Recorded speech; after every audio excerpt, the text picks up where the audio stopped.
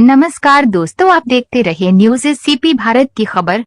खंडवा मध्य प्रदेश के ग्राम पटाखाली में सहयोग सेवा समर्पण बंजारा युवा संघ मध्य प्रदेश श्री राम कथा का आयोजन रखा गया था, जिसमें शामिल श्री परम पूज्य राष्ट्रीय संत श्री लक्ष्मण चैतन्य बापूजी एवं श्री श्री 1008 महामंडलेश्वर स्वामी श्री विष्णु गिरी जी महाराज बापूजी, श्री पंचदश नाम जूनागढ़ अखाड़ा शक्तिपीठ मारूगढ़ तहसील छिनिया जिला खरगोन से पधारे एवं परम पूज्य राष्ट्रीय संत श्री भास्कर गिरी जी महाराज दत्ता मंदिर श्री क्षेत्र देवगढ़ महाराष्ट्र एवं अखंड निराहार भगवान दादा गुरुवार एवं कथा प्रवक्ता